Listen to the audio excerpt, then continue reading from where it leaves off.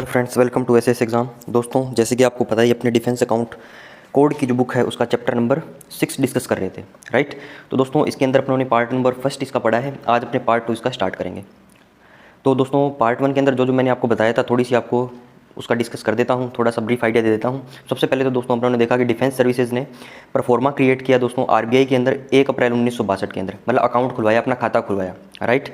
तो ये तारीख आपको याद रखनी 1/4/1962। इसका मतलब क्या है कि अप्रैल फूल बना दिया, ठीक है। डिफेंस वालों ने अप्रैल फूल बना दिया आरबीआई को 1 अप्रैल 1962 को खाता खोल के 1 अप्रैल 1962, 1 अप्रैल 1962, 1 अप्रैल 1962, अप्रैल फूल परफॉर्मा अकाउंट खोल दिया अप्रैल फूल के अंदर। तारीख आपको याद रखनी है 1962, राइट, यस और नो। इसके बाद देखिए दोस्तों क्या हुआ कि आरबीआई के अंदर डिफेंस का एक सेंट्रल अकाउंट है, एक पूरा कंसोलिडेटेड सेंट्रल अकाउंट, मतलब जिसके अंदर डिफेंस के कितने रिसिप्ट और कितने चार्जेस हैं पूरा उससे अपने निकाल सकते हैं सारा डेटा।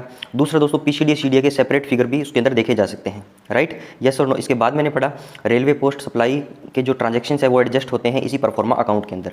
इसके बाद मैंने वेज एंड मीन एडवांसेस की टेक्निक देखी कि जो आरबीआई जो है स्टेट्स के अंदर बैंक्स जो हैं उनके अंदर टेम्परेरी मिसमैच जो हो रहा है कैश फ्लो का रिसिप्ट और एक्सपेंडिचर के अंदर, मान लो रिसिप्ट कम एक्सपेंडिचर ज़्यादा है, ठीक है, तो उनको ज़रूरत है तो एक प्रकार का एडवांस के रूप में उसको लोन दिया जाता है, राइट। तो मतलब बैंक ही बैंक को लोन दे रहा है, आरबीआई दूसरे बैंकों को लोन दे रहा है, स्टेट्स को लोन दे रहा है, राइट। तो इसके अंदर दोस्तों इसको 3 महीने का टाइम मिलता है ताकि वो उसको वापस लौटा दे उस एडवांस को, राइट।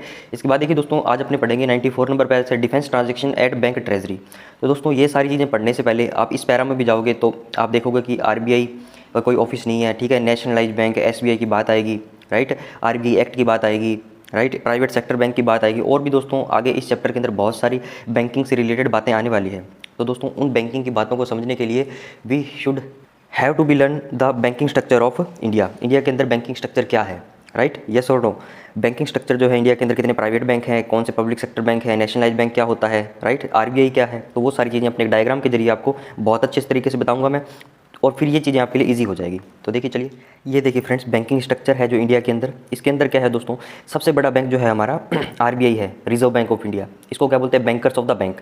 सारे बैंकों का एक बैंक है, बैंकर है, बड़ा बैंक है, ठीक है। इसके नीचे सारे बैंक जो है काम करते हैं, राइट। तो दोस्तों इसको कौन सा एक्ट के जरिए रेगुलेट किया जाता है, आरबीआई एक्ट 1934, आरबीआई एक्ट 1934 के द्वारा आरबीआई को रेगुलेट किया जाता है, ठीक है। इसके अंदर कुछ नियम लिखे गए हैं, राइट, तो उस नियमों के हिसाब से आरबीआई चलता है, राइट। इसके अंदर बहुत सारी अनुसूचियां हैं, आर्टिकल्स हैं, भाग हैं, ठीक है, जैसे संविधान में अपनों ने पढ़ा था, राइट। तो उसी हिसाब से आरबीआई एक्ट 1934 के हिसाब से आरबीआई चलता है। ये दोस्तों एक सेंट्रल बैंक है, ठीक है, सेंट्रल बैंक मतलब एक केंद्रीय बैंक है, राइट। और दोस्तों ये गवर्नमेंट के बिहाफ पे काम करता है, ये भी आपको मैंने बताया था, ठीक है। हर चैप्टर में अपने पढ़ रहे हैं दोस्तों, तो उन चीज़ों को लिंक करते चले जाइए कि ये गवर्नमेंट के बिहाफ पे काम करता है, राइट। और हर एक देश का एक सेंट्रल बैंक होता है, जैसे यूएसए में आप देखोगे तो उसका दोस्तों फेडरल बैंक है, ठीक है, वो उनका सेंट्रल बैंक है, ठीक है। यूके में जाओगे उनका अलग होगा, ऑस्ट्रेलिया में जाओगे उनका अलग होगा, न्यूजीलैंड में जाओगे उनका अलग होगा, ठीक है, पाकिस्तान में जाओगे उनका अलग होगा, चाइना में अलग होगा, राइट, यस और नो। तो हर एक बैंक देश का एक सेंट्रल बैंक होता है और हमारा आरबीआई है। आगे चलिए, regulatory body responsible for regulation of Indian banking system. एक क्या है, ये रेगुलेटरी बॉडी है, क्या करने के लिए रेस्पॉन्सिबल है, जिम्मेदारी किसकी दी गई है, regulation of Indian banking system. India के अंदर जो बैंकिंग सिस्टम है उसको रेगुलेट करने के लिए जिम्मेदारी आरबीआई को दी गई है, राइट। ये दोस्तों पहले प्राइवेट ओन्ड था, ठीक है, मतलब प्राइवेट हाथों में था ये आरबीआई बैंक, जब देश आज़ाद नहीं हुआ था, ठीक है, उससे पहले की बात जो बातें थी ब्रिटिश काल के अंदर, राइट। इसके बाद देखिए दोस्तों इसको क्या किया, 1949 में नेशनलाइज हुआ। इसका नेशनलाइज का मतलब है राष्ट्रीयकरण। दोस्तों डिपार्टमेंटलाइजेशन पता है आपको क्या हुआ, डिपार्टमेंटलाइजेशन 1976 में हुआ था, जब सारे जो डिपार्टमेंट थे उनको अपने अकाउंट्स मेंटेन करने की रिस्पॉन्सिबिलिटी दी गई और उनके चीफ अकाउंटिंग अथॉरिटी जो है जो उनके जो सेक्रेटरी बन गए, राइट। तो वो डिपार्टमेंटलाइजेशन था। और ये है नेशनलाइजेशन, जिसको बोलते हैं राष्ट्रीयकरण। राष्ट्रीयकरण दोस्तों क्या होता है, जब सरकार किसी संस्था को अपने अधीन ले लेती है, किसी प्रोजेक्ट को अपने अधीन ले लेती है, राइट, किसी स्ट्रक्चर को अपने अधीन ले लेती है, मतलब कुल मिला के बात यह है कि गवर्नमेंट ने इसको अपने अधीन कर लिया आरबीआई को, तो इसको बोल दिया राष्ट्रीयकरण। और दोस्तों अधीन कैसे करती है गवर्नमेंट, या तो उसके अंदर 100% स्टेक ले लेगी, या दोस्तों उसके 100% में से 50% से ज़्यादा वो स्टेक अपना रख लेगी, तो उसको मैं बोल दूँगा राष्ट्रीयकरण, मतलब वो सरकारी कंपनी हो गई, ठीक है, जैसे पीएसयू मैं बोलता हूँ, राइट। अब देखिए दोस्तों 1949 में क्या हुआ, इसका राष्ट्रीयकरण हुआ। दोस्तों पहले क्या सारे बैंक जो थे पहले अमीरों के हाथ में थे, ठीक है, प्राइवेट बॉडीज़ के हाथ में थे, फर्म्स के हाथ में थे। लेकिन 1947 के बाद जब देश आज़ाद हुआ, 1950 में जब संविधान लागू हुआ, और उसके बाद 2022 आते आते जो पिछली सरकारें थी बहुत सारी, उन्होंने क्या किया, बैंकों को नेशनलाइज़ किया। नेशनलाइज का मतलब है गवर्नमेंट के अधीन लिए ठीक है, ताकि गवर्नमेंट उनको रेगुलेट कर सके और हर एक आदमी उन बैंकिंग सुविधाओं का फ़ायदा उठा सके, राइट। यस और नो। देखिए दोस्तों 1949 के अंदर आरबीआई का राष्ट्रीयकरण हुआ, नेशनलाइजेशन हुआ, तो फिर ये गवर्नमेंट के अधीन आ गया, गवर्नमेंट इसको रेगुलेट करने लगी, ठीक है। Owned by ministry of finance, दोस्तों अब मिनिस्ट्री ऑफ फाइनेंस इसको ओन करता है आरबीआई बैंक को, राइट। यस और नो। इसके बाद देखिए दोस्तों इस स्ट्रक्चर पे चलने से पहले एक बार एसबीआई की और बात बता देता हूँ आपको। एसबीआई दोस्तों सबसे पहले था इंपीरियल बैंक, इसको बोलते थे इंपीरियल बैंक, राइट। और दोस्तों 1955 के अंदर एसबीआई बैंक बना ये, ठीक है, और एसबीआई एक्ट 1955 से ये रेगुलेट होता है, राइट। दोस्तों ये थ्योरी याद करने की जरूरत नहीं है, एक आपको बेसिक आइडिया हो जाएगा कि क्या क्या चीज़ें हैं, ठीक है। पहले क्या स्ट्रक्चर था, अब कितने वर्तमान में कितने पब्लिक सेक्टर बैंक हैं, ठीक है। तो ये चैप्टर जब पढ़ोगे तो थोड़ी सी ईजी हो जाएगी आपके लिए बातें, राइट। यस और नो। तो देखिए एसबीआई के बारे में क्या दिया हुआ है, इंपीरियल बैंक था ये पहले, इसका नाम इंपीरियल बैंक था दोस्तों, इंपीरियल से भी पहले और नाम होंगे इसके, ठीक है, लेकिन अपने इंपीरियल है पुराना इसका नाम। फिर एसबीआई 1955 में बना, मतलब इसने गवर्नमेंट ने ले लिया इसको और एसबीआई को एसबीआई बैंक नाम दे दिया इंपीरियल बैंक को, ठीक है। एसबीआई एक्ट 1955 लागू कर दिया, ठीक है। और 1955 में क्या हुआ दोस्तों, आरबीआई ने इसको अपने अधीन ले लिया, ठीक है। और दोस्तों 1955 में आरबीआई ने अपने अधीन लिया, तो 2008 में गवर्नमेंट ऑफ इंडिया ने स्टेक जो इसका आरबीआई से ले लिया, ठीक है, क्योंकि गवर्नमेंट ने 2008 में क्या बोला कि भाई आरबीआई तो क्या रेगुलेटरी बॉडी है इंडियन बैंकिंग सिस्टम की, तो एसबीआई तो एक प्रकार से बैंक है, तो इसका आरबीआई के अंदर उसका क्या काम है, तो गवर्नमेंट ने इसके सारे स्टेक ले लिए, ठीक है। आरबीआई दोस्तों बैंकों को कंट्रोल करता है, आरबीआई दोस्तों बैंकों को कंट्रोल करता है, और आरबीआई के अंदर इसका एसबीआई का स्टेक नहीं हो सकता, इसलिए गवर्नमेंट ने 2008 के अंदर इससे आरबीआई से इसका स्टेक ले लिया, ठीक है। अब देखिए दोस्तों एसबीआई के बारे में थोड़ी सी और जानकारी चाहिए तो आपको ये देखिए 2017 के अंदर दोस्तों मर्जर हुआ एसोसिएट बैंक का। एसबीआई क्या था दोस्तों, एसबीआई था और इसके कुछ एसोसिएट बैंक थे, ठीक है। एसोसिएट बैंक का मतलब क्या है, एक बड़ा एसबीआई हो गया और इसको सहायता देने के लिए अलग अलग रीजन में बैंक हो रखे थे, जैसे SBBJ state bank of Bikaner and Jaipur, Mysore SBI मतलब एसबीबीजे हो गया, मैसूर हो गया, त्रावणकोर हो गया, हैदराबाद हो गया, पटियाला हो गया। 2017 के अंदर क्या हुआ दोस्तों, इनका मर्जर कर दिया गया दोस्तों। मर्जर करने के पीछे की बहुत वजह रहती है, ठीक है। नॉन परफॉर्मिंग एसेट हो गए, एनपीए हो गया, ठीक है, इनकी कैपिटल कम है बाकी छोटे बैंकों की, ठीक है, और बहुत सारी चीज़ें होती है, राइट। एक्सपेंडिचर गवर्नमेंट का बढ़ गया है, मैनेज नहीं कर सकते, तो उस पर अपने को नहीं जाना है। मेन अपने को याद रखना है कि 2017 के अंदर मर्जर हुआ एसोसिएट बैंक का एसबीआई के अंदर, तो एक एसबीआई बना दिया गया। तो एसबीआई के अंदर दोस्तों एसबीबीजे, मैसूर, त्रावणकोर, हैदराबाद, पटियाला और इसके अंदर एक दोस्तों भारतीय महिला बैंक को मिलाकर एक एसबीआई बना दिया गया, ठीक है। ये चीज़ आपको याद रखनी है दोस्तों। ये क्यों मैं बता रहा हूँ, क्योंकि दोस्तों अभी अपने फोकल पॉइंट ब्रांच पढ़ेंगे, ठीक है। बहुत शानदार तरीके से आपको बताऊंगा फोकल पॉइंट ब्रांच का सिस्टम क्या है, ठीक है, और एक एक चीज़ कौन कौन सा डॉक्यूमेंट कहाँ से आएगा आपको रटवा दूंगा मैं, राइट।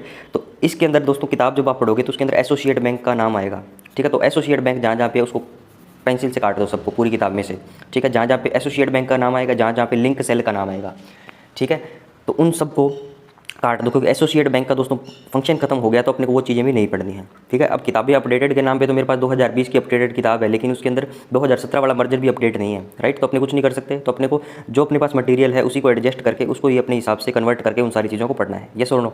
तो देखिए दोस्तों बैंकिंग स्ट्रक्चर आरबीआई है, बैंकर का बैंक है दोस्तों। आरबीआई के अंदर मेनली दो प्रकार के बैंक आते हैं, शेड्यूल और नॉन शेड्यूल, ठीक है। नॉन शेड्यूल की बात नहीं करेंगे, अपने शेड्यूल की बात करते हैं। शेड्यूल में दोस्तों क्या आता है, second schedule of RBI act 1934 के अंदर जो बैंक रजिस्टर्ड हैं वो शेड्यूल बैंक कहलाएंगे। समझ में आई बात। आरबीआई एक्ट 1934 है, उसके अंदर बहुत सारे शेड्यूल्स होंगे, तो उसके सेकंड शेड्यूल के अंदर जो बैंक रजिस्टर्ड हैं उसको मैं बोलता हूँ शेड्यूल बैंक, राइट। यस और नो। इसके बाद शेड्यूल बैंक को मैंने दो हिस्सों में डिवाइड कर दिया, कमर्शियल बैंक और cooperative bank, right. Commercial bank दोस्तों कौन सा होता है, प्रॉफिट बेस पर जो काम करता है। कमर्शियल दुकानें कौन सी होती है, जो प्रॉफिट पे काम करे, ठीक है, उसको बोलता हूँ मैं कमर्शियल। कमर्शियल डिपार्टमेंट किसको बोलता हूँ, जो प्रॉफिट पे काम करे। कमर्शियल बैंक कौन से होंगे, जो प्रॉफिट पे काम करते हैं, ठीक है। आपसे सस्ता पैसा लेंगे, आपको सस्ता इंटरेस्ट देंगे, इसको महंगे इंटरेस्ट पे देके जो बीच का बैलेंस जो डिफरेंस होगा वही जो बैंक की कमाई है, राइट। कोऑपरेटिव बैंक जो है नो प्रॉफिट नो लॉस पे काम करता है, right. State cooperative, district cooperative, other cooperative bank होते हैं, ठीक है। कोऑपरेटिव बैंक पे अपने को नहीं जाना, ठीक है, इतना समझ लीजिए नो प्रॉफिट नो लॉस पे काम करता है, राइट। इसके बाद देखिए दोस्तों कमर्शियल बैंक जो है इसके अंदर चार प्रकार के बैंक आते हैं mainly, PSB public sector bank, private sector bank, foreign bank और आरआरबी रीजनल रूरल बैंक, ग्रामीण क्षेत्रीय बैंक। और दोस्तों इनके अलग अलग एग्जामिनेशन होते हैं, ठीक है। पब्लिक सेक्टर बैंक का जाना तो आईबीपीएस नाम का एक संगठन बना गया है। आईबीपीएस अगर आपने तैयारी करी होगी बहुत से लोगों ने बैंकिंग की तो आपको पता होगा, इंडियन बैंकिंग पर्सनल। एसबीआई दोस्तों अलग एग्जाम लेता है अपना, राइट, आईबीपीएस के अंडर में नहीं आता। जो पब्लिक सेक्टर बैंक है, जो आरआरबी के जो बैंक है जितने भी, वो सारे आईबीपीएस इनका एग्जाम लेता है। एक बोर्ड बना दिया गया, ठीक है, जैसे एसएससी का बोर्ड बना दिया डिफरेंट मिनिस्ट्री के अंदर जाने के लिए, इसलिए बैंकों के अंदर जाना है तो आपको आईबीपीएस का बोर्ड में वो पेपर पास करना पड़ेगा। तो देखिए दोस्तों चार प्रकार के बैंक है, PSB, private sector, foreign bank और आरआरबी। पब्लिक सेक्टर बैंक कौन से क्या होते हैं दोस्तों, जिसके अंदर गवर्नमेंट ओन्ड है और मेजोरिटी का स्टेक जो है गवर्नमेंट के पास है, राइट। प्राइवेट सेक्टर बैंक कौन से हैं, जिन स्टेक है वो प्राइवेट बॉडी के पास है, ना कि गवर्नमेंट के पास है। कौन कौन से, आईसीआईसीआई, एचडीएफसी, एक्सिस बैंक, ठीक है, बहुत सारे प्रकार के प्राइवेट सेक्टर के बैंक है। फॉरेन बैंक दोस्तों जो फॉरेन कंट्री के बैंक है, लेकिन इनका जो एक सेंटर है, केंद्र है, वो हमारे देश में स्थापित है, जैसे HSBC, Hong Kong and Shanghai bank, ठीक है। सिटी बैंक हो गया दोस्तों, और भी बहुत सारे प्रकार के फॉरेन बैंक हैं। आरआरबी जैसे रीजनल रूरल बैंक, ग्रामीण क्षेत्रीय बैंक, क्षेत्रीय ग्रामीण बैंक। दोस्तों जो गाँवों में बैंक होते हैं ना, पंचायत समितियों में, गाँवों में, मतलब जो गाँव के लोगों को बैंकिंग सर्विस कैटर करने के लिए बनाए गए हैं, तो वो जो है आरआरबी उनको बोला जाता है।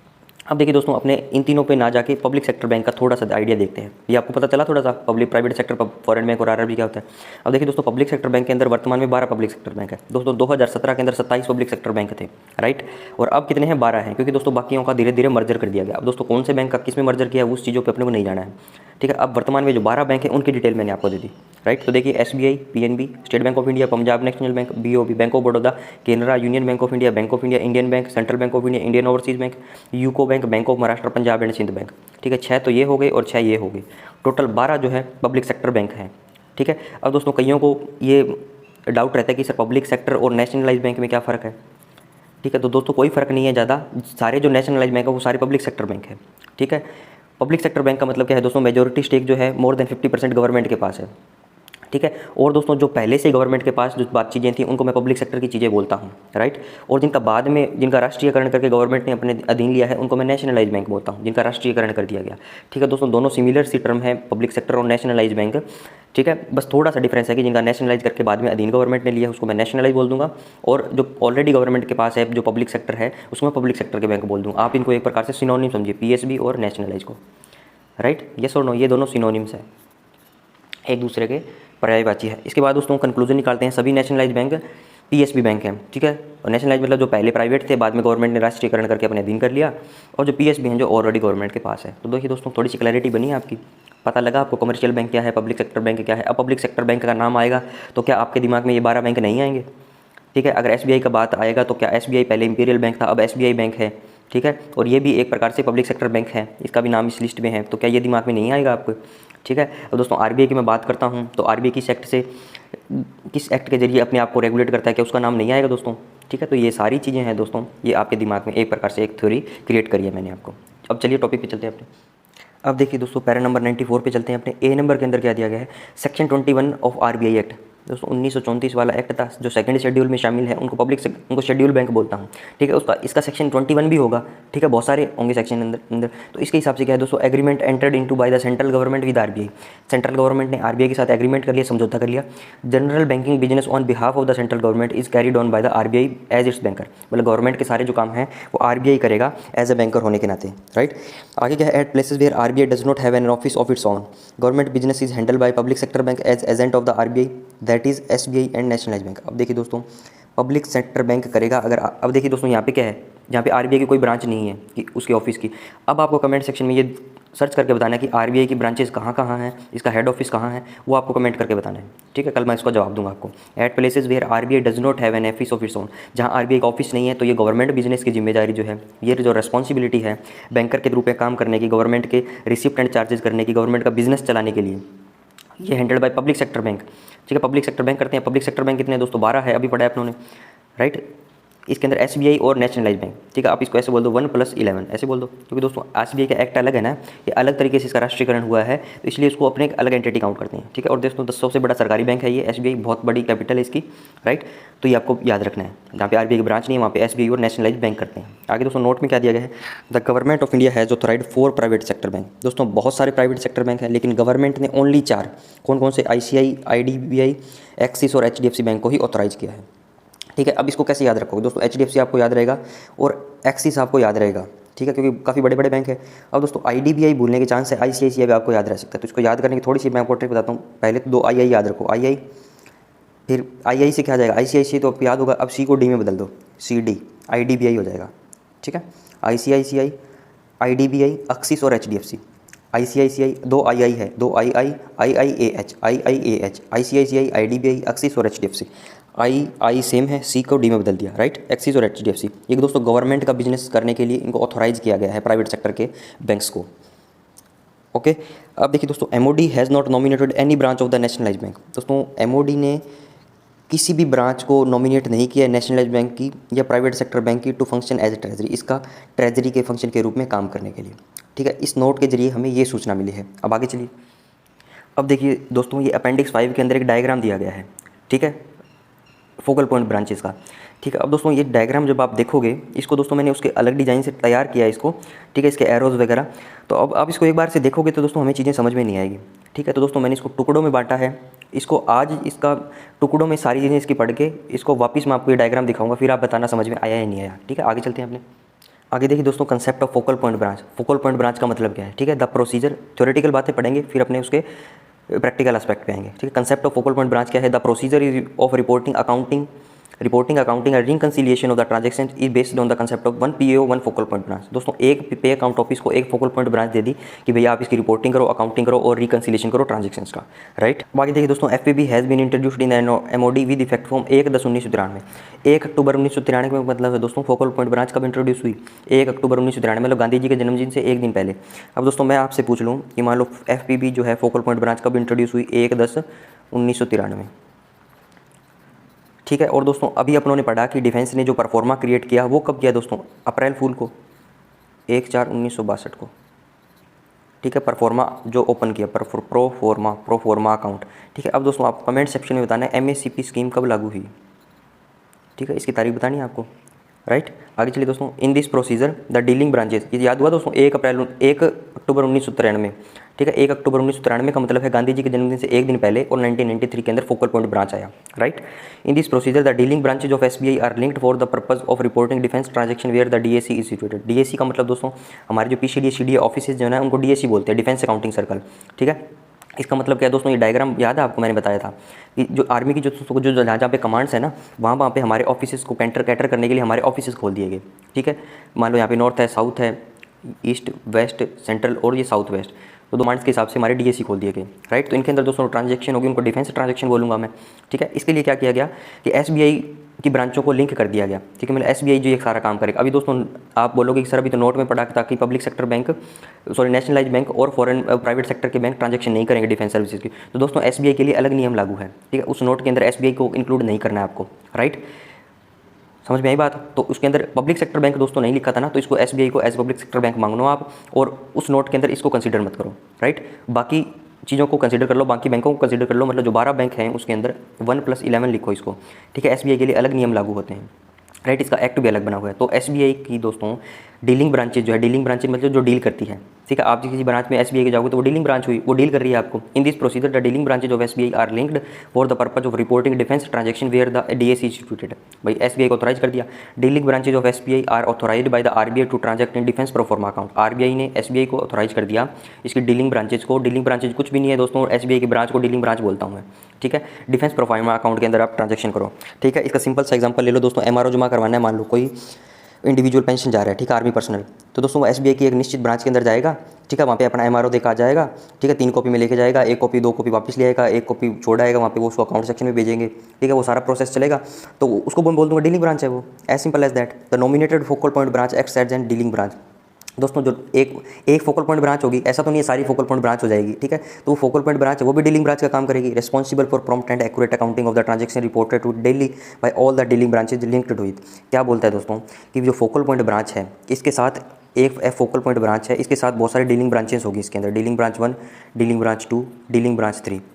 ठीक है, ये क्या करेगा दोस्तों? फोकल पॉइंट ब्रांच है, ये प्रॉम्प्ट और एक्यूरेट अकाउंटिंग करेगा ट्रांजैक्शंस की जो इसको रिपोर्ट की जाएगी। ये सारे इसको रिपोर्ट करेंगे दोस्तों, dealing branches focal point branches को रिपोर्ट करेंगी, राइट।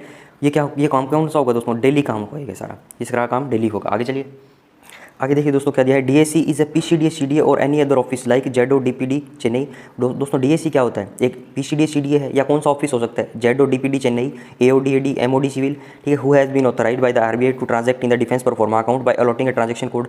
आरबीआई ने क्या कर दिया दोस्तों, इनको एक ट्रांजैक्शन कोड अलॉट कर दिया गया। ठीक है, forward monthly balances appearing in the defence proforma account. ये क्या करेंगे दोस्तों, ये मंथली जो बैलेंस होंगे अपीयर होंगे इनके अकाउंट के अंदर, डिफेंस प्रोफॉर्मा अकाउंट के अंदर, वो फॉरवर्ड करेंगे, right. DAC is a PCDA CDA or any other office like ZO DPD Chennai, AODAD MOD civil who have been authorized by the RBI to transact in defense performa account by allotting a transaction code। इनको transaction code allot किया और forward monthly balances appear in the defence pro forma account. ठीक है, forward करेंगे जो defence pro forma account के अंदर इनके बैलेंस अपीयर होंगे। ठीक है, अब दोस्तों डीलिंग ब्रांचेस की बात करते हैं। अब दोस्तों मेन इसका काम स्टार्ट होता है अपने डायग्राम का। The dealing branches maintain the account of the drawing and dispersing officer PCDA CDA. ठीक है, डीडीओ के अकाउंट मेंटेन करता है, पीसीडीए सीडीए के, and prepare daily payment and receipt scroll in quarterly plate. ठीक है। जितना दोस्तों डेली पेमेंट करते हैं और डेली रिसिप्ट करते हैं उसका एक स्क्रॉल तैयार करते हैं, ठीक है। इसकी 4 कॉपी में करते हैं, क्वाड्रिली प्लेट मतलब 4 कॉपी बोलते हैं इसको, ट्रिप्लिकेट 3 कॉपी होती है, क्वाड्रिली प्लेट मतलब 4 कॉपी, राइट। क्या करता है दोस्तों, डीलिंग ब्रांच मेंटेन करती है अकाउंट किसका, डीडीओ का, पीसीडीए का, सीडीए का, और एक डेली पेमेंट और रिसिप्ट का एक स्क्रॉल तैयार करती है। Each day scroll is given है running serial number for the accounting year from 1 अप्रैल से 31 मार्च, ठीक है। प्रत्येक दिन के स्क्रॉल को, ठीक है, डेली स्क्रॉल तैयार कर रही है ये, और प्रत्येक दिन के स्क्रॉल को एक रनिंग सीरियल नंबर देगी, मतलब 1 से स्टार्ट कर दिया 1 अप्रैल से, 1 2 3 4 5 6 7 8 9 10 मतलब 31 मार्च तक जितने भी दिन होंगे उनके एक एक करके A1 2 3 4 करके उनको सीरियल नंबर दे देगी, ठीक है। इतनी बात समझ में आ गई। The payment and receipt scrolls are identified distinctly by prefix DEF P और R for payment and receipt. क्या बोलता है दोस्तों, स्क्रॉल तैयार करेगी डीलिंग ब्रांच, ठीक है। स्क्रॉल भी दोस्तों डेली तैयार करेगी, राइट। एक पेमेंट का होगा, एक रिसिप्ट का होगा, राइट। इनको सीरियल नंबर देगी, तो इनको कैसे अपने पता कैसे चलाएंगे, तो उनके प्रीफिक्स मतलब पहले लिख देगी, सफिक्स दोस्तों बाद का होता है, प्रीफिक्स पहले, ठीक है। प्रीफिक्स का अपोजिट क्या हो जाएगा, सफिक्स, राइट। तो DEF P लिख दिया और DEF R लिख दिया, पेमेंट के लिए P और रिसिप्ट के लिए R, राइट। आगे चलिए दोस्तों। अब देखिए फ्रेंड्स, क्रेडिट स्क्रॉल और डेबिट स्क्रॉल की बात की गई है। इसके अंदर क्या बोला गया, the credit scroll will show receipt number MIN MRO identification number given by the bank to each MRO, the name of depositor and its amount. दोस्तों क्रेडिट स्क्रॉल क्या होता है, क्रेडिट दोस्तों क्या होता है, मतलब पैसा आया आपके पास, ठीक है, गवर्नमेंट के पास आया, राइट। इसका दोस्तों एग्जाम्पल क्या है, कोई इंडिविजुअल कोई आर्मी पर्सनल पेंशन जा रहा है तो दोस्तों MRO जमा करवाता है वो, राइट। या किसी और प्रकार की प्राप्तियाँ हुई है, ठीक है। दोस्तों क्या होता है, आर्मी यूनिट्स के अंदर कई बार कुछ चीज़ें वो नीलाम करते हैं, ठीक है। नीलाम का मतलब दोस्तों क्या है, बिड लगाते हैं, ठीक है। कोई सामान पड़ा है, कबाड़ पड़ा है उनके पास, राइट, और दोस्तों वो डिटीरिएट हो गया, प्रायर सेंक्शन ले लेंगे सब चीज़ों की दोस्तों, बाद में इनको जब वो उसको बेचेंगे, ठीक है, तो उसके अंदर दोस्तों वो पैसा इकट्ठा होगा उनके पास, ठीक है। तो वो MRO के रूप में वो भी कई बार जमा करवाते हैं। आप सिंपल एग्जांपल से समझिए, मान लो कोई पेंशन जा रहा है कोई इंडिविजुअल, तो LOR में जो काम कर रहे होंगे बंदे, उनको पता होगा कि वो कुछ पैसे जमा करवा के जाते हैं, ठीक है। कुछ आइटम्स होते हैं उनके, सालवेज आइटम्स जमा करवाने पड़ते हैं, ठीक है। कुछ आइटम्स की लाइफ बाकी है तो उनके प्रोपोर्शनेट रेट लगता है, ठीक है। वो अलग नियम है, ठीक है। वो आलम में पढ़ेंगे, जब LO की वर्किंग पढ़ेंगे अपने पार्ट 2 के अंदर SS के, तब वो सारी चीज़ें आएगी। एग्जांपल के तौर पे समझिए जब कोई पेंशन जा रहा है इंडिविजुअल, कोई आर्मी पर्सनल, तो वो MRO जमा करवा के जाएगा, ठीक है। तो वो दोस्तों MRO जमा जो हुआ है वो एक प्रकार से क्रेडिट है, रिसिप्ट है गवर्नमेंट के लिए, ठीक है। तो उसी रिसिप्ट का दोस्तों क्रेडिट स्क्रॉल तैयार होता है, राइट। इसके अंदर क्या होता है दोस्तों, credit scroll will show receipt number MIN MRO identification number given by the bank to each MRO। प्रत्येक MRO को दोस्तों बैंक क्या करेगा, एक नंबर दे देगा, MIN नंबर जिसको बोलते हैं, ठीक है। और MRO की वर्किंग दोस्तों थोड़ी सी देख लीजिए, MRO की 3 कॉपी बनती है, ओरिजिनल, डुप्लीकेट, ट्रिप्लीकेट। दोस्तों 1000% ये सवाल आपके पेपर में आएगा, ठीक है। एक बार इसको कान खोल के ध्यान से सुनिए। MRO की 3 कॉपी बनती है, ओरिजिनल, डुप्लीकेट, ट्रिप्लीकेट, ठीक है। Original copy, duplicate copy, triplicate copy bank में जाएगी तीनों। ट्रिप्लीकेट कॉपी को दोस्तों एज ए ऑफिस कॉपी वो रख लेगा डिपॉजिटर, ठीक है। ओरिजिनल और डुप्लीकेट के साथ क्या होगा, ओरिजिनल कॉपी दोस्तों बैंक से जाएगी ऑडिट सेक्शन के अंदर, ठीक है। और डुप्लीकेट कॉपी दोस्तों ओरिजिनल कॉपी दोस्तों बैंक से जाएगी डिपॉजिटर के पास, ठीक है। यहाँ पे ये समझिए डिपॉजिटर के पास, और डिपॉजिटर इसको ऑडिट सेक्शन में भेज देगा, और दोस्तों डुप्लीकेट कॉपी जो है बैंक से डायरेक्ट अकाउंट सेक्शन में जाएगी। अब सवाल ये पूछता है फ्रेंड्स कि डुप्लीकेट कॉपी जो है बैंक से कौन से सेक्शन में बेची जाती है, ठीक है। तो इसको बोलता हूँ मैं अकाउंट सेक्शन में बेची जाती है, राइट। येस और नो। और triplicate copy as office copy रख लेगा वो, राइट। इसके बाद क्या दोस्तों, debit scroll will show the cheque number, date and amount of each cheque. अब दोस्तों ये क्रेडिट स्क्रॉल तो आपको पता चल गया कि हाँ जो भाई पैसा जमा हुआ है उसको मैं क्रेडिट स्क्रॉल बोल दूंगा। अब दोस्तों जब ये लाइन पढ़ोगे आपको तो ये सारी चीज़ें समझ में नहीं आएगी, डेबिट स्क्रॉल क्या होता है, ठीक है। क्योंकि आप इसमें समझोगे कि यार पेमेंट तो हमने कर दी, मान लो D सेक्शन ने, ठीक है। D सेक्शन क्या होता है दोस्तों, डिसबर्समेंट सेक्शन, ठीक है, जो पेमेंट करने का काम करता है हमारे एरिया अकाउंट ऑफिस में, PCD CD ऑफिस में, ठीक है, जिन लोगों को नहीं पता, राइट। तो उसके अंदर दोस्तों वो डेबिट स्क्रॉल क्या होता है, तो उसकी पूरी फंक्शनिंग अपने देखते हैं यहाँ पे। सबसे पहले दोस्तों क्या होता है, डेबिट स्क्रॉल का दोस्तों ये लास्ट फंक्शन है, ठीक है। डेबिट स्क्रॉल यहाँ बनता है, लेकिन उसके पीछे की स्टोरी जो है, मूवी को बैक लेके जाऊँगा मैं तो मूवी यहाँ पे आके अटकेगी, ठीक है। तो अब यहाँ से अपने पढ़ते हैं इसको दोस्तों। बजट पेश हुआ, भाषण हुआ 1 फरवरी को, ठीक है। इसके बाद क्या होगा दोस्तों, एप्रोप्रिएशन अकाउंट बना, ठीक है। बजट किस में होता है दोस्तों, 112 में। एप्रोप्रिएशन अकाउंट किस में होता है दोस्तों, 114 में। अब वोट ऑन अकाउंट बताइए आप, 116 में, ठीक है। तो एप्रोप्रिएशन अकाउंट बना, 114 में पैसा निकलेगा, बजट अलॉट हुआ, ठीक है। यूनिट या यूटिलाइजर दोस्तों, उसके बाद बजट पहुँचेगा, राइट। पैसा धीरे धीरे दोस्तों बटा है ना, बजट पेश हुआ, एप्रोप्रिएशन अकाउंट बना, कंसोलिडेटेड फंड ऑफ इंडिया से पैसा निकाला, ठीक है। इसके बाद दोस्तों बजट अलॉटमेंट हुआ हर एक मिनिस्ट्री को उनकी डिमांड फॉर ग्रांट के हिसाब से, ठीक है। फिर ये पैसा पूरा यूनिट के पास जाएगा जो कि यूटिलाइजर है, ठीक है, पैसे का, वो अपना एक्सपेंडिचर क्लेम करेगी। इससे करेगी दोस्तों ऑडिट सेक्शन से। अब देखिए दोस्तों, यूनिट जो यूटिलाइजर है, area account office, main office के अंदर बहुत सारे सेक्शन बने रहते हैं, और अलग अलग सेक्शन अलग अलग प्रकार के क्लेम पास करता है। मेडिकल का क्लेम पास करना हो तो वो अलग करेगा, ठीक है। ट्रांसपोर्टेशन का करना हो तो वो अलग करेगा, इनके कॉन्डिमेंट का करना होगा तो वो अलग करेगा, ठीक है। इनके ग्रांट्स का करना होगा तो वो अलग करेगा, राइट। राइट। तो दोस्तों ये सारी चीज़ें जो है वो अलग अलग ऑफिस करता है। तो कंसर्न्ड ऑडिट सेक्शन का मतलब है कि कोई सा भी ऑफिस जो उस डॉक्यूमेंट की ऑडिट करता है वो दोस्तों क्या करता है, कंसर्न्ड ऑडिट सेक्शन जिसके पास क्लेम जो आया है, जो एक्सपेंडिचर का क्लेम, एक्सपेंडिचर जो है उसको क्लेम करने के लिए यूनिट ने पेश किया है, वो क्या करेगा दोस्तों, डीपी शीट बनाएगा। ठीक है, डीपी शीट का मतलब है कि उसके पास मान लो 5 लाख रुपए का कोई एक्सपेंडिचर का क्लेम आया, ठीक है, उसको पास करना है 5 लाख रुपए का। तो एक दिन के अंदर बहुत सारे क्लेम आए होंगे, ठीक है। तो वो दोस्तों 5 लाख का एक बार में पास ना करके वो क्या करता है, डीपी शीट बना देता है। 5 लाख के एक आया, 1 लाख के एक आया, ठीक है, उनको कंसोलिडेट करके एक डीपी शीट बना देता है और उनकी ऑडिट कर देता है और कॉम्पिटेंट अथॉरिटी साइन कर देती है उस पर। ठीक है, अब दोस्तों ये डीपी शीट जो है, अब दोस्तों डीपी शीट का मतलब समझ रहे हो ना, डेली पेमेंट शीट। OM2 में पढ़ेंगे अपनी इसको, लेकिन यहाँ पे इसकी पढ़ने की जरूरत है। अब OM2 में जाओगे तो ये सारी बातें भूल जाओगे, तो इनका क्या तुक रह गया फिर डेबिट स्क्रॉल का, क्रेडिट स्क्रॉल का। ठीक है, अब मैं ये बोल दूँ ये OM2 में पढ़ेंगे तो यहाँ पे इनका कोई तुक नहीं रह गया ना, डेबिट स्क्रॉल और क्रेडिट स्क्रॉल का। आपको पता ही नहीं चलेगा डेबिट स्क्रॉल क्या होता है, आप लिंक नहीं कर पाओगे चीज़ों को। तो देखिए दोस्तों डीपी शीट जो है ऑडिट सेक्शन बनाता है, राइट, यस और नो। मान लो इसको 5 लाख, 1 लाख, 2 लाख, 2.5 लाख पूरे दिन के अंदर जितनी भी ट्रांजेक्शन होगी वो डीपी शीट ऑडिट सेक्शन बनाएगा। अब दोस्तों ये डी सेक्शन को ये फॉरवर्ड कर देगा डीपी शीट। डी सेक्शन के लिए दोस्तों अथॉरिटी है डीपी शीट, जिसके बेस पर वह चेक इशू कर सकता है। ठीक है, चेक इशू कर सकता है, SBI CMP पेमेंट कर सकता है, ये भी जोड़ दो आप। ठीक है, जिसके ऊपर DV नंबर लिखा होता है दोस्तों, ये डीपी शीट के अंदर वो DV नंबर लगा के देता है, डिसबर्समेंट वाउचर नंबर। ठीक है, डिसबर्समेंट वाउचर नंबर इसको बोलता हूँ मैं, राइट। अब दोस्तों क्या होता है, डी सेक्शन के लिए अथॉरिटी है डीपी शीट और जिसके बेस पर वह पेमेंट करता है, चेक इशू करता है। इसके बाद देखिए दोस्तों डी सेक्शन क्या है, शेड्यूल 3 बनाता है। दोस्तों ये पर डे पेमेंट हुआ, पर डे की डीपी शीट बनी, पर डे की डीपी शीट बना के डी सेक्शन को दिया, डी सेक्शन ने उस पर, डी सेक्शन के लिए वो अथॉरिटी है जिसके बेस पर वह पेमेंट करेगा, राइट। अब दोस्तों ये सारा काम हो गया। अब डी सेक्शन को भी तो दोस्तों रिकॉर्ड रखना है, तो ये मंथली दोस्तों शेड्यूल 3 बनाता है। इसको शेड्यूल 3 बोलते हैं। एक कागज बनाता है, एक सूची बनाता है, एक लिस्ट बनाता है, जिसको मैं शेड्यूल 3 बोलता हूँ। Schedule of monthly drawings is called schedule 3। जितना पूरे मंथ में इन्होंने पेमेंट करी है, ठीक है, जितनी पूरे मंथ में पेमेंट करी है डी सेक्शन ने, पूरे मंथ में जितनी पेमेंट करी है डी सेक्शन ने, पूरे मंथ में जितनी पेमेंट करी है डी सेक्शन ने, उसके लिए शेड्यूल 3 बनता है। ठीक है, पर डे जितनी पेमेंट होती है, पर डे जितना एक्सपेंडिचर जो आया है क्लेम करने के लिए, वो सारा जो पास करता है डीपी शीट बनती है। डीपी शीट डी सेक्शन के पास गई, डी सेक्शन ने पूरे महीने की जो पेमेंट हुई उसका शेड्यूल 3 बनाया। ठीक है, schedule of monthly drawings is called schedule 3, right. कौन बनाता है, डी सेक्शन। ये सवाल पूछा जा सकता है आपसे, शेड्यूल 3 कौन बनाता है, डी सेक्शन। एक कॉपी दोस्तों अकाउंट सेक्शन को भेज देगा, क्यों भेजेगा ये भी मैं बताऊंगा। ठीक है, the voucher number and cheque number will be shown against each item. दोस्तों शेड्यूल 3 के अंदर जो वाउचर है दोस्तों, यूनिट ने जो क्लेम किया है एक्सपेंडिचर, वो वाउचर के रूप में ही तो करती है। ठीक है, वो वाउचर के रूप में ही तो करनी है। मान लो मुझे एनुअल ट्रेनिंग ग्रांट के अंदर कुछ भी सामान चाहिए, राइट, मुझे कंटीजेंसी ग्रांट के अंदर कुछ भी सामान चाहिए। ठीक है, मुझे 10 कंप्यूटर खरीदने हैं, तो दोस्तों वो वाउचर पे लिखा हुआ आएगा ना उस कंप्यूटर की स्पेसिफिकेशन। मान लो 5 लाख रुपए के कंप्यूटर हैं, तो वो वाउचर नंबर और चेक नंबर, ठीक है, वाउचर आया तो जिस वाउचर के अगेंस्ट में कौन सा चेक इशू किया है वो डी सेक्शन उस शेड्यूल 3 के अंदर बना देगा, राइट। यहाँ से दोस्तों चेक लेकर जो है डिपॉजिटर जो है या जो जिसको भी अपनों चेक इशू किया है वो बैंक लेकर जाएगा और बैंक ने दोस्तों पेमेंट कर दिया। ठीक है, डी सेक्शन से उसको चेक पकड़ा दिया, ले भाई चेक, और उसको बैंक में ले जाता हूँ, वो बैंक में जाएगा दोस्तों और बैंक उसके बिहाफ पे पेमेंट कर देगा उसको, राइट, यस और नो। इस पेमेंट की कंफर्मेशन किससे देगा, अब दोस्तों यहाँ पे डेबिट स्क्रॉल बना के देगा। समझ में आई दोस्तों बातें। दोस्तों चीज़ें बहुत सिंपल है, रिलेट करके पढ़ो। एक बार दोबारा सुनिए, वाउचर नंबर चेक नंबर लिखा होता है शेड्यूल 3 में। ठीक है, एक कॉपी इसकी अकाउंट सेक्शन में गई और दोस्तों यहाँ से जो चेक मिला वो डिपॉजिटर जो था वो बैंक में चला गया कि लो भैया मेरे 5 लाख रुपए दे दो, मेरे खाते में डाल दो, मेरे पब्लिक फंड अकाउंट में डाल दो। ठीक है, या थर्ड पार्टी को पेमेंट कर दो, वट एवर जो भी चीज़ें होने वाली है, अल्टीमेटली पेमेंट कर दो इस चेक के अगेंस्ट 5 लाख रुपए की।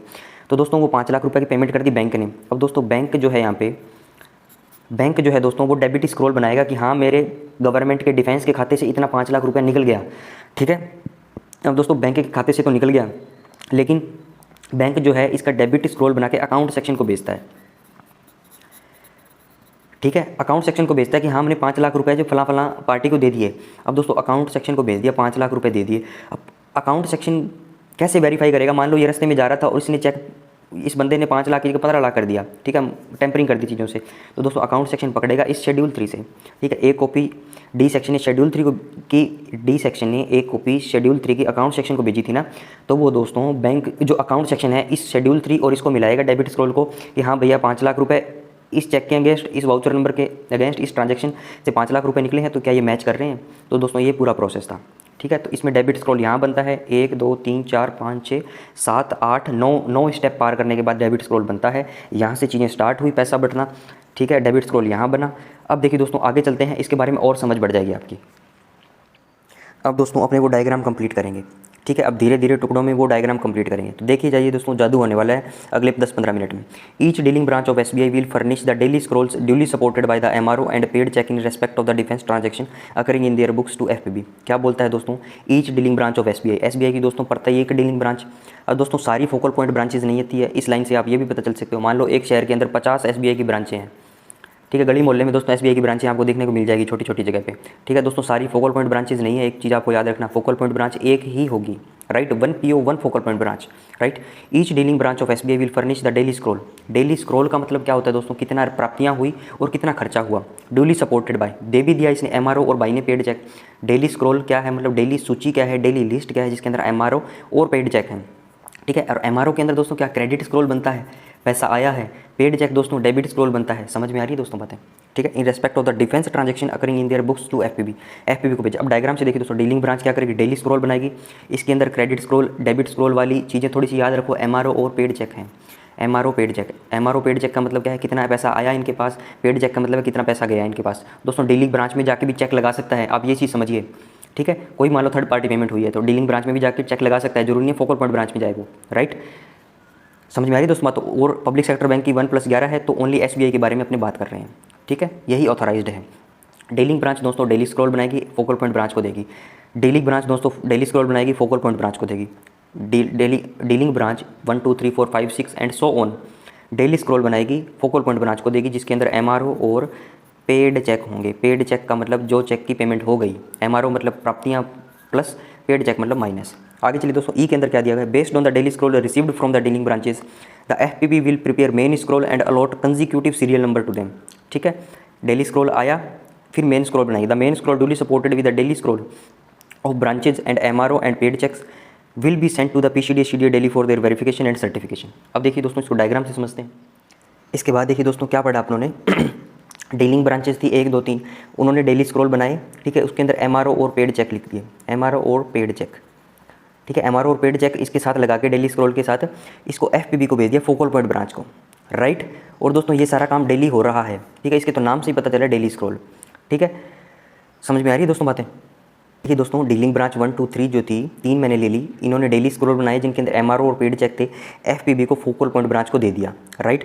इसने दोस्तों डेली स्क्रॉल को मिला के एक मेन स्क्रॉल बना दिया, ठीक है, मेन स्क्रॉल बना दिया दोस्तों, राइट, और इनको सीरियल नंबर दे दिया, ठीक है। आप इतना समझिए, डेली स्क्रॉल आया डीलिंग ब्रांचेस से एफपीबी के पास, एफपीबी ने मेन स्क्रॉल बना दिया, ठीक है। मेन स्क्रॉल के अंदर दोस्तों क्या क्या सपोर्टिंग डॉक्यूमेंट रखे इन्होंने, एक तो डेली स्क्रॉल रखा, ठीक है। डेली स्क्रॉल के अंदर क्या होता है, एमआरओ और पेड चेक होता है। और दोस्तों ये सारा जो एफपीबी ने दोस्तों डीलिंग ब्रांचेस ने डीएसी को नहीं दिया, एफपीबी ने दोस्तों ये सारा जो मेन स्क्रॉल बनाया है वो पीसीडीए सीडीए या डिफेंस अकाउंटिंग सर्किल के अकाउंट सेक्शन को भेज दिया गया, राइट। समझ में आ रही है दोस्तों बातें। आगे चलिए, एफ के अंदर क्या दिया हुआ है, एफ नहीं तो इसके अंदर ई के अंदर दोस्तों एक पॉइंट और है, simultaneously the aggregate of receipt and payment in the main scrolls are incorporated in a daily memo and same is reported to SBI GAD Mumbai. दोस्तों इसको अपने के साथ पढ़ेंगे, ठीक है। जब के पॉइंट आएगा, अभी मैं किस पे हूँ, ई पॉइंट पे हूँ, इसको के साथ में पढ़ाऊंगा आपको, ठीक है। यहाँ पे आपको समझ में नहीं आएगा, वहाँ पे बेटर क्लियरिटी में आएगा। एफ में देखिए दोस्तों क्या दिया गया, 2 copy of main scroll along with its original copy and relative instrument received from various dealing branches will be forwarded, FP will forward to PCD CDA DAC on day-to-day basis। Same चीज़ें दी गई है, daily scroll आए dealing ब्रांचों से एफपीबी के पास, main scroll prepare किया, यहाँ पे ये बता रहा है कि बस 2 कॉपी की बात बता रहा है, 2 copy of main scroll along with its original copy, ठीक है। रिलेटिव इंस्ट्रूमेंट कौन कौन से हो गए, एमआरओ और पेड चेक, ठीक है। सारी डीलिंग ब्रांचेस से जो एफपीबी के पास आया था वो विल बी फॉरवर्डेड, कौन करेगा, एफपीबी किसको फॉरवर्ड करेगा, पीसीडी सीडी डीएसी को। मतलब इसी डायग्राम से काम चल जाएगा आपका, राइट। आगे चलिए, अब दोस्तों जी के अंदर वो एसोसिएट वाली बात दी गई थी तो वो नहीं पढ़नी अपने को। एच के अंदर एरर स्क्रॉल की बात दी गई है, ठीक है, इसको भी अपने होल्ड पे रखते हैं, बाद में पढ़ेंगे इसको एच के अंदर, ठीक है। बुक के अंदर आप देख लेना, कोई त्रुटि आती है तो दोस्तों ये भी वापस भेज देते हैं, अगले दिन उसकी ट्रांजैक्शन हो जाएगी, ठीक है। अभी इसके अंदर अपने गड़बड़ नहीं करनी। आगे चलते हैं एक बार। अब देखिए दोस्तों, आई है ये, आई पे क्या बोल रहा है, main scroll supported with daily scroll will be received in the account section of the PCD CD office. क्या बोल रहा है दोस्तों, मेन स्क्रॉल किसने बनाए थे, फोकल पॉइंट ब्रांच ने। किसके बेस पे बनाए थे, डेली स्क्रॉल के बेस पे, ठीक है। वो उसको कहाँ से प्राप्त हुए थे, डीलिंग ब्रांचेस से। दोस्तों डीलिंग ब्रांचेस से जो डेली स्क्रॉल प्राप्त हुए, इसके पास एफपीबी के पास, इसने मेन स्क्रॉल बनाया, ठीक है, मेन स्क्रॉल बना के डीएसी को दे दिया, ठीक है। यहाँ देख लीजिए, डीलिंग ब्रांच से डेली स्क्रॉल आया, एफपीबी ने मेन स्क्रॉल बनाया और यहाँ भेज दिया, ये लाइन लिखी गई है। Account section will maintain a register in manuscript for the date wise recording of the receipt of the bank scrolls. दोस्तों ये सारे डेली आ रहे हैं, डेली स्क्रॉल डेली आया, मेन स्क्रॉल डेली गया, राइट।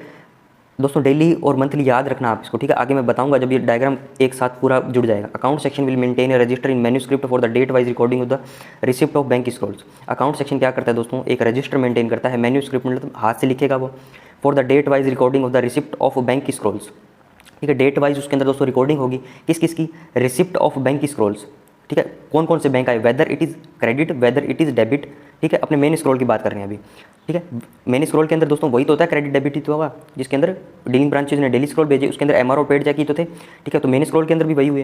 तो अकाउंट सेक्शन दोस्तों मेंटेन करेगा एक रजिस्टर मैन्यूस्क्रिप्ट में हाथ से बनाया हुआ, for date wise recording of the receipt of the bank scroll with their number amount debit credit separately. समझ में आई बात। डिस्पोजल ऑफ अकम्पनिंग वाउचर्स, ठीक है। Separate pages in the register will be uploaded for each FPB. दोस्तों ये सारी बातें समझ में आ जाएगी, यहाँ पे आप गड़बड़ हो जाएगा आपका दिमाग। डिस्पोजल ऑफ अकम्पेइंग वाउचर्स, इसका मतलब क्या है दोस्तों, मुझे अकाउंट सेक्शन के अंदर जो स्क्रॉल आए हैं, ठीक है, अकाउंट सेक्शन के अंदर जो स्कोर आए हैं, वेदर इट इज़ क्रेडिट और वेदर इट इज़ डेबिट, ठीक है। तो दोस्तों डेबिट जो पैसा हुआ है, तो क्या ये शेड्यूल 3 से मैच नहीं करेगा यहाँ पे, जो डी सेक्शन ने इसको एक कॉपी भेजी थी। तो दोस्तों सारी चीज़ें जुड़ी हुई है, ठीक है। डी सेक्शन ने इसको शेड्यूल 3 बनाया, जब मंथली ड्राइंग्स का, ठीक है, कितना पैसा उसने दिया है, कितना चेक इशू किए हैं, तो उसकी एक कॉपी शेड्यूल 3 की अकाउंट सेक्शन को भेजी थी उसने। तो अकाउंट सेक्शन दोस्तों जब बैंक से डेबिट स्क्रॉल आएगा उसके साथ उसकी जांच करेगा, इसके अंदर कोई डिस्क्रिपेंसीज तो नहीं है, ठीक है। अब देखिए दोस्तों आगे वेरिफिकेशन की बात आएगी। The FPB will prepare date wise monthly statement. Focal point branch दोस्तों क्या करेगी, पहले क्या बना रही थी, मेन स्क्रॉल बना रही थी, अब क्या बनाएगी, DMS date wise monthly statement. A summary of all transaction undertaking during the month and submit the same to the concern DAC. क्या बोलता है दोस्तों, एफपीबी क्या बनाएगी, डेट वाइज मंथली स्टेटमेंट। इसके अंदर क्या होगा, समरी होगी सारी ट्रांजैक्शन की पूरे मंथ के अंदर, submit the same to the concern DAC. अब दोस्तों ये हो गया मंथली वाला वर्क, ठीक है। ये क्या था दोस्तों, डेली वाला, ठीक है। ये डेली भेज रहे थे, डीएमएस भेजेंगे मंथली, ठीक है। ये चीज़ आपको याद रखनी है। डायग्राम से समझ में आया दोस्तों, आगे चलिए। अब आगे देखिए दोस्तों क्या दिया गया है, DAC will verify and reconcile the transaction noted in the main scroll register. अब ये कहाँ से आ गया दोस्तों, पिछले पैरा में पढ़ा है ना अपने न्याय में कि वो हस्तलिखित एक रजिस्टर बनाती है, ये उसी रजिस्टर की बात कर रहे हैं जिसके अंदर आपने कितना पैसा आया, कितना पैसा गया, कितना पैसा आया, कितना पैसा गया, उसकी जानकारी लिख रखी थी, ठीक है। तो वो क्या करता है दोस्तों, DAC will verify and reconcile the transaction noted in the main scroll register. किसके साथ करेगा, वेरीफाई डीएमएस के साथ, ठीक है। डेट वाइज मंथली स्टेटमेंट जिसको बोलता हूँ मैं, ये दोस्तों मंथली बनाई गई है फोकल पॉइंट ब्रांच के द्वारा।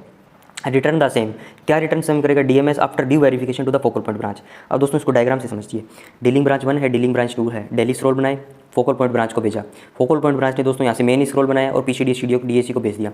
ये दोस्तों डेली काम हुआ इनका। एक दोस्तों फोकल पॉइंट ब्रांच क्या करी, मंथली डीएमएस बनाएगी, ठीक है। मेन स्क्रॉल भी डेली भेज रही है, ठीक है। वो इसके अंदर क्या करेगा, रजिस्टर बना लेगा और उसके अंदर सारी चीज़ें लिखता रहेगा डेट वाइज, ठीक है। अब मंथली डीएमएस बनाएगी, डेट वाइज मंथली स्टेटमेंट। दोस्तों नाम से देखो ना, फील लीजिए ना, date wise monthly statement, date के हिसाब से मंथली स्टेटमेंट है एक, डीएमएस डेट के हिसाब से एक मंथली स्टेटमेंट है। एफपीबी डीएमएस भी बनाएगी, ठीक है। वो पीसीडी सीडी डीएसी को देगी।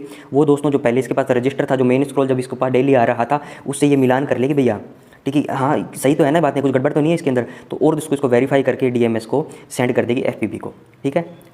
समझ में आया दोस्तों, डीएमएस आया, वेरीफाई करके निकल गया, ठीक है। वेरीफाई कहाँ से हुआ, जो पहले इसने रजिस्टर बना रखा था, ठीक है। आगे चलिए दोस्तों, आगे देखिए दोस्तों क्या दिया है, FBB will forward verified copy of DMS to SBI GAD government account department Mumbai. अब दोस्तों एसबीआई जीएडी का रोल आता है, ठीक है, गवर्नमेंट अकाउंट डिपार्टमेंट मुंबई का।